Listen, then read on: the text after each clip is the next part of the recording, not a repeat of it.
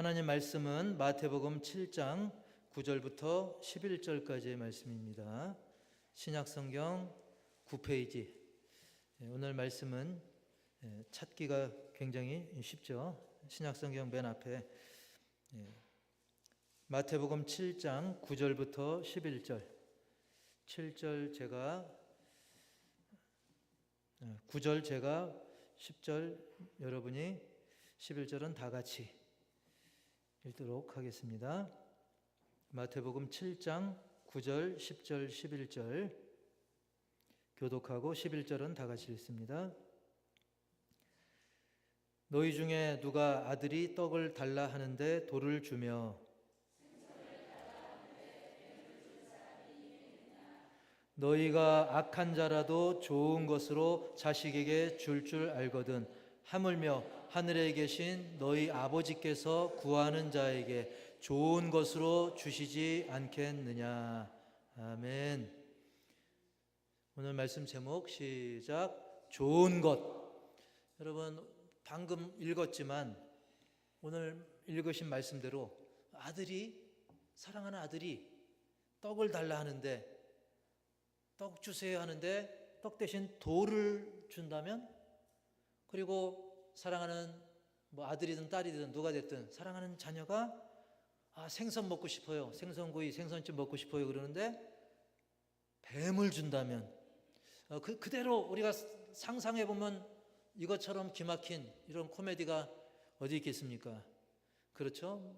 흔히 하는 말로 좋은 게 좋은 거 아니겠어? 그런 말처럼 또 그런 말도 있죠. 기왕이면 무슨 치마? 다홍치마라고.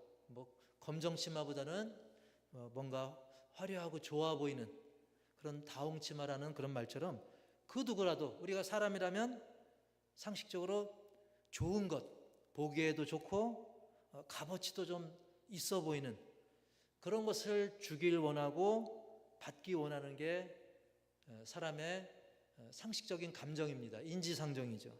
더구나 사랑하는 자기 자녀에게 뭔가를 준다면 기왕이면 좋은 것을 주고자 하는 것이 부모의 마음인 것입니다. 그런데 오늘 본문에는 주는 그 내용이 뭐였냐면 떡과 생선이 등장을 하죠. 사실 떡과 생선이 등장한 것은 우리 한국 사람은 이제 밥을 먹지만 당시 그 지역에서는 그냥 일용할 양식입니다. 기본적인 먹거리가 그때 당시에는 빵과 생선, 떡이나 빵이나 이제 번역의 차이인데 어쨌든 떡과 생선으로 얘기한 것은 당시의 기본 먹거리죠. 그래서 예수님께서 오병이어의 기적을 일으키실 때도 바로 떡과 생선으로 그렇게 기적을 일으키셨는데, 이렇게 기본적인 먹거리를 달라는 자식에게 돌을 준다? 돌은 이 밥상에서 정말 무익한 걸 의미하는 거죠. 무익한 걸 준다든지. 그리고 뱀은 해가 되는 것이죠. 꺼리는 음식이죠. 그것을 줄 부모가 어디 있겠느냐. 심지어 악한 사람이라도, 아주 악하고 악하다못해 악랄한 사람이라 할지라도 자기 자식에게는 좋은 걸 주려고 하는 거예요. 제가 그림을 준비했지만 그 악하다고 하는 그 김일성도 그 아들 김정일에겐 잘 먹였을까요? 못 먹였을까요? 네, 잘 먹였죠. 김정일도 그 아들 또 누굽니까? 김정은에게 아주 포동포동 잘 먹이고, 심지어는 저 대학도 스위스 대학인지 정확히 모르지만 어쨌든 그 학교도 스위스의 아주 고급 학교를 보내고 신분을 감추기 위해서 이름도 박아무개로 속이고 아주 명문 사립 학교를 보냈습니다. 그게 또 다가 아니죠. 요즘은 사랑하는 딸, 김정은이 사랑하는 딸 이름이 뭔지 아세요? 김주애. 김주애라고 하는 정말 끔찍이도 그 딸을 또 사랑해서 후계자로 또 삼으려고 하는 모습을 우리가 보지 않습니까? 이렇게 악한 자라도 심지어 자기 자녀에게는 좋은 것을 주고자 하는데 하물며 우리의 깊은 속도 다 아시는 하나님, 심지어 남편도 부모 자녀도 몰라주는 것까지도 속속들이 아시는 사랑의 하나님께서 당연하게 사랑하는 자녀들이 예수 이름으로 구할 때 좋은 것으로, 즉 저와 여러분이 하나님께 구할 때 가장 좋은 것으로 주시기를 기뻐하는 것, 이건 너무나 당연한 줄 분명히 믿습니다. 그런데 그 본문에서 좋은 것이라고 했을 때는 1차적으로는 떡과 생선처럼 그저 일용할 양식, 꼭 먹는 게 아니라도 우리 삶에 필요한 그런 것들을 의미하지만, 거기에 좋은 것, 하나님께서 우리에게 좋은 것을 주실 때는 그런 일용할 양식도 포함되겠지만 그것보다 더 깊은 의미의 좋은 것도 있다는 거예요. 그건 역시 어떤 양식으로 비유를 할 수 있지만, 그것은 잠시, 이 먹는 양식은 잠깐 우리를 만족시켜 주잖아요. 잠깐의 배고픔을 해결해 주지만 또 때가 되면 배가 또 고프죠. 그런데 우리 주님이 말씀하신 이 진정으로 좋은 것, 진정으로 좋은 그 양식은 바로 신령한 양식이라고 비유할 수 있습니다. 좀 더 확대하자면 우리 예수님께서 구하는 자에게 좋은 걸 주시겠다라고 했을 때는 이 먹는 양식도 포함될 수 있지만 거기에 더 좋은 신령한 양식, 하늘 양식, 바로 하나님 나라의 복, 천국의 복을 의미하는 줄 믿습니다. 따라서 해볼까요? 좋은 것은 천국의 복이다. 근데 우리가 오해할 수 있어요. 아, 천국의 복이니까 이건 죽어야 누릴 수 있겠구나. 근데 그게 아닙니다. 천국의 복은 우리가 믿음으로 미리 누릴 수 있는 거예요. 예를 들면 어떤 학생이 어떤 회사에 합격을 했어요. 그러면 회사에 출근해야만 누리는 게 아니라 출근하기 전에도 그 기대감으로 막 누리잖아요. 막 친구한테 자랑하고, 또 부모님들은 또 다른 부모님들에게 우리 아들이 우리 딸이 어디 취직했어, 그러면서 막 그 복을 미리 누리지 않습니까? 그처럼 천국의 복 역시 우리가 죽어서 하늘나라 가기 전에도 아직 우리의 몸은 이 땅에 있지만, 전쟁 중인 이 치열한 이 세상에 살고 있지만 하나님 자녀로서 천국의 소망과 확신이 있기 때문에 그 나라 갈 때까지 천국을 우리가 믿음으로 미리 맛보고 누리고, 또 기쁨으로 내 마음속에 이루어진 천국을 증거하고 간증을 하면서 살 수 있기 때문인 것입니다. 이것은 그저 인간의 지식, 경험, 능력으로 될 수 없는 것이기 때문에 이 좋은 것을 제대로 받아 누리라고 하나님께서 우리에게 약속한 게 있어요. 약속한 그게 바로 성령인 것입니다. 즉 좋은 것은 천국의 복인데, 이것은 인력으로, 우리 인간의 지식과 경험으로 누릴 수 없기 때문에 이것은 오직 성령으로 깨닫고 성령으로 누릴 수 있기 때문에 우리 하나님은 예수님을 통해 그것을 약속하셨고 그것을 보내주신다는 것입니다. 이 근거가 어디 있냐면, 오늘 우리가 마태복음을 읽었지 않습니까? 근데 성경에는 마태복음, 마가복음, 누가복음, 요한복음이 서로 겹치는 게 많이 나와요. 그래서 서로가 상호 보완적인 것이 굉장히 많습니다. 그래서 오늘 읽은 본문과 평행하는 나란한 구절이 누가복음 11장 13절이에요. 누가복음 11장 13절에 보면 이렇게 나와 있습니다. 우리 다 같이 시작. 너희가 악할지라도 좋은 것을 자식에게 줄 알거든 하물며 너희 하늘 아버지께서 구하는 자에게 주시지 않겠느냐 하시니라. 아멘. 즉 마태복음에서는 좋은 것을 주시겠다 했는데, 그 좋은 것을 누가복음에서는 더 구체적으로 성령이라고 표현하고 있다는 겁니다.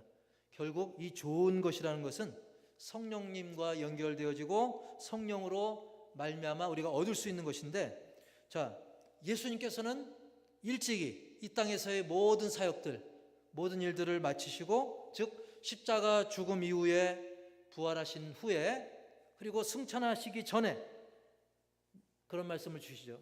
나는 하늘로, 나는 하나님 아버지께로 가기 때문에 너희가 나를 육체로는 볼 수는 없지만 곧 오실 하나님이 보내실 성령님께서 너희와 함께 하실 것이다. 그래서 성령님이 너희들을 도와주고 은혜 베푸시고 시시때때로 너희들을 돌봐주고 깨닫게 하시고, 그러한 성령, 하나님의 영, 예수 그리스도의 영이 너희와 함께 하실 것이다 라고 약속을 하셨고, 그 약속대로 성령께서 오셔서 그 제자들을 비롯해 믿는 자들을 보살피시고 인도해 주신 것을 분명히 믿습니다. 좌우간 우리가 이 말씀대로 내 마음에 정말 좋은 것, 내 마음이 어떤 인간의 근심 걱정이 아니라 내 마음이 성령으로 채워지면 비록 상황과 환경이 어떠하든 모든 것에 감사가 충만하게 되는 거예요. 여러분, 예를 들면 요셉이라든지 바울이라든지 신라라든지 이분들의 공통점이 있습니다. 이분들은 정말 죄 없이 억울하게 고난이 가득하고 죽음의 그림자가 엄습하는 그런 감옥에 갇혔었습니다.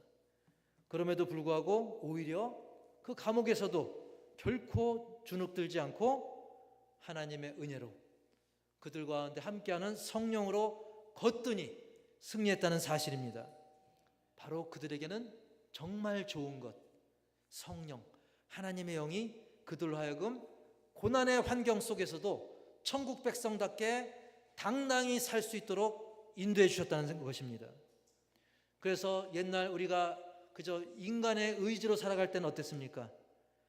그전에는 뭔가 조건이 좋아져야만 기분이 좋았고, 그리고 내 성격, 내 경험, 내 생각이 이끄는 그런 삶을 살았던 사람들도 이제 아버지께서 자녀인 우리에게 주신, 하나님 아버지께서 자녀된 우리에게 주신 좋은 것, 즉 성령으로 채워지게 되면 이제는 성령님의 인도하심을 받기 때문에 좋아도 어떤 조건 때문에 좋은 것이 아니라 하나님 아버지께서 날 사랑하시는 것 때문에, 그래서 그 사랑하는 독생자 예수님을 나를 위해 죽게 하시기까지 나를 사랑하셨다는 그 자체만으로도 우리는 기뻐할 수 있게 된다는 사실입니다. 마치 사랑에 빠진 사람들 보면 그들은 가난해도 서로 진심으로 사랑하면 서로 기쁜 거예요. 보기만 해도 기쁜 거예요. 전화만 울려도 기쁜 거예요. 문자만 와도 기쁜 겁니다. 뭔가 막 벼락부자가 되고 뭐 로또가 당첨되고 뭐 행운권이라도 당첨돼야만 기쁜 게 아니라 그저 그 자체가 기쁜 것이죠. 마치 사랑하는 부모가 그 아기를 바라보며 기뻐하듯이 하나님께서 우리를 사랑한다는 그 자체만으로도 기쁨이 충만한 것이죠. 그래서 내게 주어진 삶 자체가 은혜고 복이고 감사임을 깨닫게 된다는 사실입니다. 그래서 당장 현실은 좀 피곤할지언정 우리가 이르게 될 최후의 종착역을 알기 때문에, 저와 여러분의 종착역은 어디입니까? 천국이죠. 그걸 알기 때문에. 그러나 아무리 집에 재물이 많아도 종착역을 모르면 불안한 거예요. 그거 끌어안다가 써보지도 못하고 그냥 어느 날 가는 거예요. 여러분, 하지만 우리는 최후의 막다른 종착역이 어딘지 알기 때문에 우리는 능히 승리의 삶을 살아가게 되는 줄 분명히 믿습니다. 그런 사람들이 여러분이길 축복합니다. 그런 또 좋은 예가 되는 사람들 중에, 물론 여러분 한 분 한 분이 좋은 예가 되지만 또 우리가 또 알만한 사람 중에 한 분을 말씀드리면 이어령 교수님이라고 계십니다. 이어령, 그분은 초대 우리나라 그 문화부 장관을 지냈고요. 또 대한민국 최고 지성이라는 그 별칭이 있어요. 대한민국 최고의 지성하면 이어령 박사를 떠올릴 정도로 이분이야말로 정말 굉장히 훌륭한 분인데, 다른 한편으로는 이 지성을 굉장히 강조하기 때문에 인간의 지식, 경험, 그리고 이성, 이걸 강조하다 보니까 하나님을 좀 믿지 않았습니다. 좀 치우쳐 있다 보니까 믿지 않았어요. 무신론자로 살아갔습니다. 그랬던 그가 그 딸의 전도로 결국 예수님을 믿게 되는데요. 그 과정을 보면 어느 날 하와이에서 하와이에 그 딸이 있었는데 그 아들에게서 연락이 옵니다. 지금 저 이민아 교수가 한 달 후면 실명을 하게 됩니다라고 연락을 받은 거예요. 그 아들이 이제 몰래 연락을 한 거죠. 딸은 사실 감추고 싶어 했어요. 아버지 걱정할까 봐. 그래서 그 이효령 박사가 부랴부랴 미국 하와이로 비행기 타고 날아가서 이제 딸을 대하게 됩니다. 그때 딸은 아버지 걱정할까봐 그 사실을 자꾸 숨기려고 합니다. 설거지하면서도 실수하는데 실수 안 한 척하고. 그러자 그 상황이 안타까운 그 아버지는, 이어령 교수는 마음속에 그런 생각이 듭니다. 어찌 우리가 사람이 살면서 해가 뜨는 것도 보고 새가 날아다니는 것도 보고 또 사랑한 사람을 보는 게 이게 당연한 건데 이걸 못 본다니, 한 달 후면 실명을 한다니, 생각하면 할수록 알고 보니까 그동안 우리가 멀쩡히 그런 걸 보며 사는 것이 그 자체가 이미 기적이었었구나. 그렇구나. 그러면서 또 드는 생각이, 이 시력을 잃었던 사람이 회복되어서, 맹인이 회복되어서 눈을 뜨고 보는 그것만이 기적이 아니고 우리가 실명 안 당하고 계속 멀쩡하게 보고 사는 것, 이게 너무 좋은 것이었고 그것도 사실은 기적이었구나. 이런 생각이 들더라는 거예요. 그러면서 그 어린 시절을 추억해 보니까 사랑하는 내 딸이 정말 어린 시절, 이어령 교수가 젊었던 시절, 그야말로 그 어린아이의 그 맑고 똘망똘망한 그 눈, 이 푸른 빛이 나는 그 똘망똘망한 눈으로 그 아빠와 눈을 맞췄던, 그때가 정말 좋은 시절이었고 그때도 기적의 순간이었구나. 그것이 복이고 그것이 기적이라는 것을 내가 몰랐구나. 이게 바로 인간이구나. 그래서 이어령 교수는 자기가 뭐 기독교 신자는 아니지만 딸이 원하니까, 딸이 원하는 것 같으니까 딸을 따라서 하와이에 있는 그 하와이 현지의 작은 교회 예배에 참석합니다. 그랬다가 충격을 받았습니다. 보니까 그 하와이 그 작은 교회 성도들의 모습은 대체적으로 좀 가난하고 또 외모도 좀 별로래요. 외모도. 그리고 여러분, 하와이 사람들 막 춤추는 거 보면 되게 몸집들이 날씬합니까? 좀 좋습니까?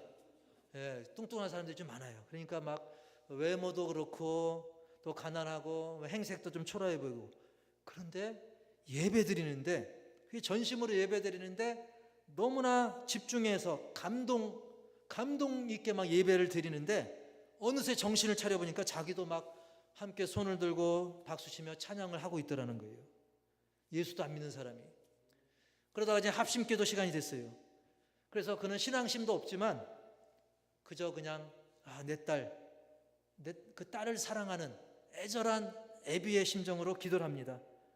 아니 하나님, 지금 내 딸이 자기를 사랑스럽게 바라보는 그 애비 얼굴도 못 본다는 게 이게 말이 됩니까? 하나님, 한 번만 기적을 베풀어 달라고. 그러면서 자기가 서원 아닌 서원을 하게 됩니다.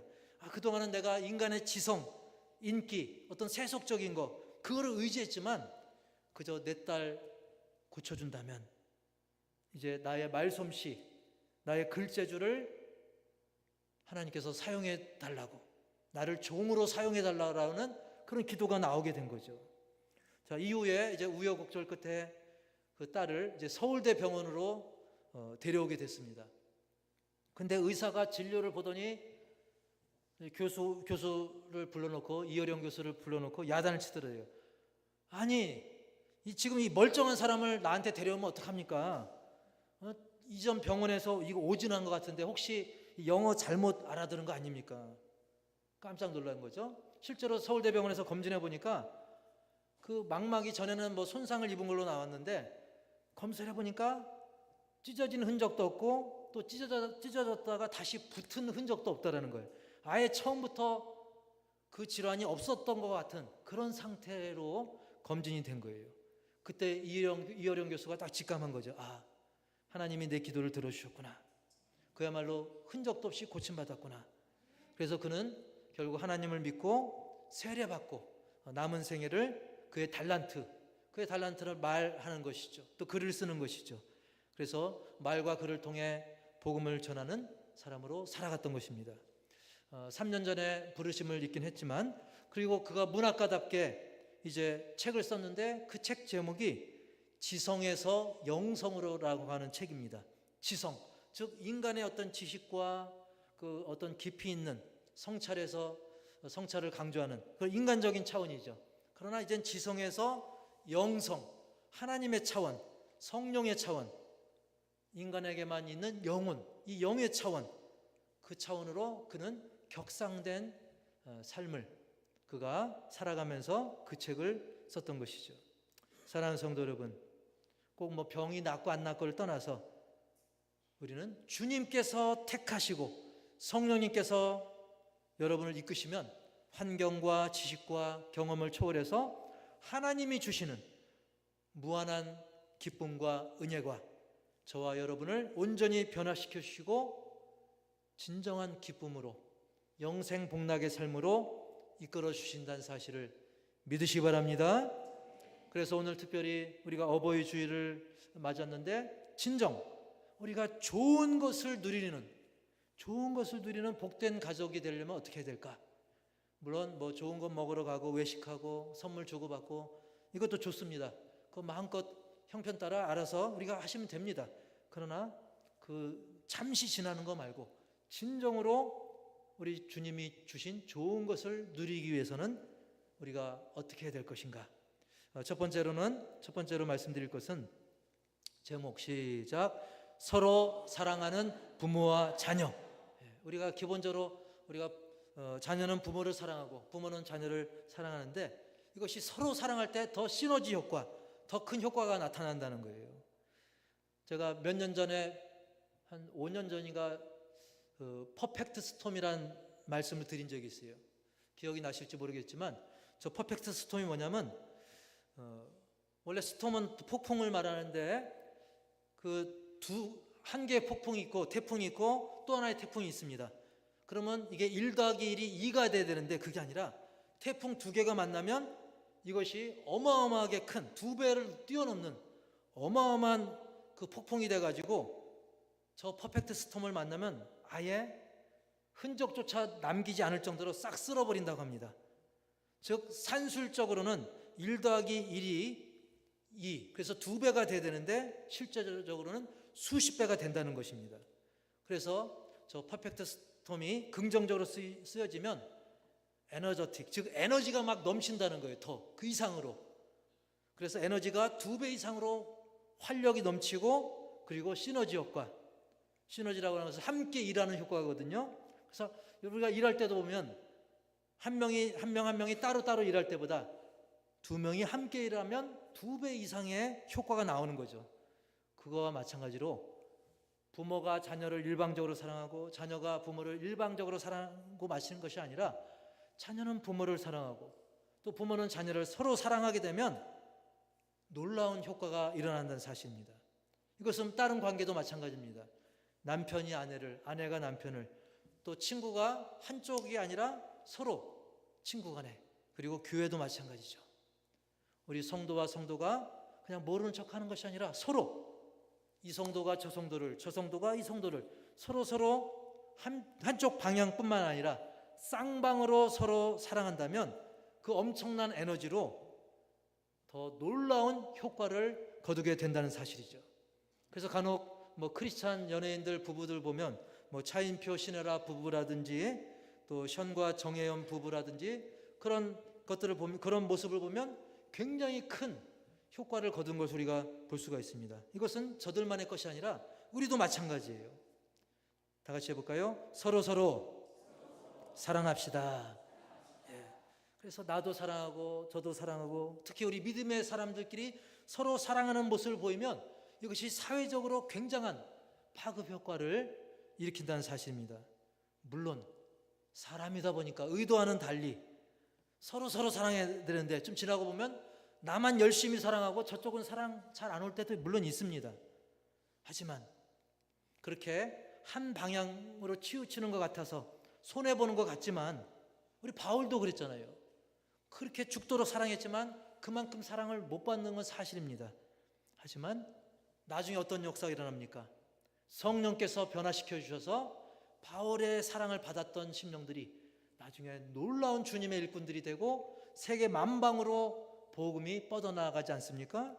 그래서 여러분이 이 사랑을 서로 하기 위해서 실천하는 과정에서 여러 가지 실망할 만한 상황을 분명히 마주칠 수 있습니다. 그러나 실망하지 않고 바울처럼 포기하지 않으면 때가 이름에 거두는 역사가 반드시 일어날 줄 믿으시 바랍니다. 그리고 두 번째로는 제목 시작. 믿음의 자녀들로 양육하자. 우리 부모된 자로서 또 뭐 직계 자녀가 없다 할지라도 여러분 뭐 사촌이 있든 뭔가 나보다 아래 연배에 있는 사람들에게 그들을 믿음의 길로 인도하고 양육하는 게 필요하다는 거예요. 먼저 가정의 자녀들 보면 성경이 이렇게 말씀하죠. 에베소 6장 4절 시작. 또 아비들아 너희 자녀를 노엽게 하지 말고 오직 주의 교훈과 훈계로 양육하라. 아멘. 물론 이 역시 쉽지 않습니다. 막 옛날처럼 막 때릴 수도 없고 막 윽박지를 수도 없고, 하지만 포기하지 않고 사랑으로, 말씀으로, 기도로 우리가 직계 자녀가 됐든 또 나보다 연배가 낮은 사람이 됐든 주의 말씀으로, 가르침으로 우리가 또 충고하고 기도하면 변화가 분명히 있다는 사실입니다. 물론 쉽지는 않습니다. 하지만 여러분, 시간이 너무 빨리 가고 있어요. 금방 큽니다. 내 품의 자식이라고 점점 커갈수록 그들을 변화시키는 것이 쉽지 않습니다. 그래서 우리는 단 하루라도 빨리 그 영혼들을 위해 기도하고 주의 말씀과 훈계로 양육하는 것이 필요한 거예요. 당연히 여기엔 사단의 방해가 있을 수밖에 없죠. 한 영혼 예수님 믿고 천국 가고 믿음의 자녀로 하나님 나라 군사로 커가는데 사단은 그걸 당연히 싫어하죠. 그렇기 때문에 우리는 하루도 미루지 말고 하루라도 빨리 사랑하는 자녀들, 후배들, 그리고 자녀도 그냥 자녀만 있는 것이 아니라 육적 자녀만 있는 것이 아니라 영적 자녀가 있습니다. 영적 자녀. 그래서 바울은 디모데나 오네시모를 아들로 표현합니다. 자기가 낳진 않았거든요. 자기가 육적으로는 그들 아빠가 아닙니다. 하지만 자기가 전도했든지 자기가 가르치든지 또 나중 믿었든지, 즉 우리에게 적용하면 전도된 사람들, 나중에 믿은 사람들, 또 뭔가 나보다 연약한 믿음의 사람들은, 그리고 나에게 도움을 받아야 될 사람들은 우리에게서 영적 자녀가 되는 거예요. 그들을 우리가 영적 자녀로 삼아서 그들을 위해 기도하고 더 사랑을 베풀고 말씀으로 짬짬이 우리가 양육할 때 하나님께서 그들의 믿음을 자라나게 하셔서 하나님 나라 일꾼으로 삼으시고 이끄심을 믿으시기 바랍니다. 그리고 마지막으로 한 가지만 더 말씀드리면, 세 번째로 제목 시작. 우린 모두 주 안에서 한 가족. 이걸 놓치지 않으면 되는 거예요. 우리가 뭐 환경도 다르고 뭐 같이 태어난 한 집안 식구끼리도 서로 티격태격하는데 우리 그냥 뭐 대충 살지, 그게 아닙니다. 예수님께서 피 흘려 우리를 위해 죽으심으로 예수 이름으로 말미암아 우리는 모두가 하나님의 자녀라는 사실을 결코 잊지 말아야 되는 겁니다. 우리는 한 몸 공동체인 것입니다. 그래서 우리가 이 가족 범위가 이제는 교회 공동체로, 더 나아가선 이 비봉 화성 지역으로, 더 나아가선 세계 선교까지 확대가 되는 거예요. 그래서 우리가 뭐 얼굴도 모르는 나라, 먼 나라, 뭐 카자흐스탄이 됐든 말레이시아가 됐든 그들을 위해서도 기도하지 않습니까? 얼굴도 모르는 우리 저 최전방 군인들을 위해서도 우리가 기도하지 않습니까? 우리가 주 안에서는 한 가족이요 한 몸이 되는 것입니다. 그래서 교회 안에는 사실 다양한 사람들이 모여 있어요. 지금도 보면 생김새가 똑같은 사람 없습니다. 쌍둥이라도 얼굴이 다 다른 것입니다. 그리고 교회 안에는 달란트가 좀 많은 사람, 적은 사람, 건강한 사람, 아픈 사람, 좀 티가 좀 많이 나는 사람, 또 티가 잘 안 나는 사람, 잽싼 사람, 느린 사람, 각양각색이지만 좌우간 다 예수 안에서 하나입니다. 여러분, 그래서 이 다섯 손가락이 다 다르잖아요. 엄지 손가락하고 새끼 손가락이 똑같으면 손을 돌렸는지 이렇게 했는지 모를 거예요. 그러나 다 다릅니다. 다 다르지만 이것은 한 손인 것처럼 교회는 주 안에서 한 몸 공동체인 것입니다. 나와 좀 잘 맞든 좀 덜 맞든 마음에 들건 안 들건 모두가 하나님 안에서, 예수님 안에서 한 몸 공동체인 줄 분명히 믿습니다. 따라서 해볼까요? 우리는 주 안에서 하나다. 정말입니까? 네, 우리 주님이 그렇게 말씀하셨습니다. 그래서 사랑하는 우리 오늘 함께한 성도 여러분, 오늘 말씀이 이야기하듯이 악한 자라도, 심지어 저 못된 김정은이라 할지라도 자식에게는 좋은 것을 주고자 하는데, 우리 사랑의 하나님 아버지께서 이미 좋은 것을 주셨고 지금도 주고 계시고 앞으로도 계속 주시기를 원하시는 것을 분명히 믿으시기 바랍니다. 그래서 탕자의 비유에서도 보면 막 그 아버지가 온갖 허랑방탕한 정말 그 아들이 다 아버지 재산 날려먹고 돌아오는데도 그 아버지는 그 아들을 마중 나가지 않습니까? 오늘 특별히 이제 어버이 주일을 맞아서 물론 우리가 부모님이나 주변의 어르신들에게 좋은 것을 마음을 담아서 나누는 것, 이게 중요합니다. 어떤 외적인 것, 육적인 것도 나누는 거 중요합니다. 그런데 그걸로 그치지 말고 거기에 최고로 좋은 것, 진짜 좋은 것, 영원토록 좋은 것, 진정으로 좋은 것, 즉 하늘 양식인 복음의 말씀을 우리가 그 은혜를 함께 전하고 나누고 기도해 드리는 것, 그걸 놓쳐서는 안 됩니다. 그리할 때 성령의 역사로 그분들의 미래가 바뀌는 거예요. 그리고 무엇보다 당연하지만 우리 자신도, 저와 여러분 한 분 한 분도 우리의 삶 가운데 좋은 것 중 최고의 좋은 것, 바로 이 성령으로 충만해져서 내 입술의 모든 말, 내 생각, 내 삶의 모든 행동들이 성령의 인도를 받아서, 말씀의 인도를 받아서 우리가 하나님 뜻대로, 하나님 뜻 가운데 살아감으로 하나님께는 영광이 되고 사람들에게는 또 은혜가 되어서 나도 복받고 남도 복받게 하는 그런 복의 통로의 삶을 살아가시기를 주님의 이름으로 간절히 축복합니다. 기도하겠습니다.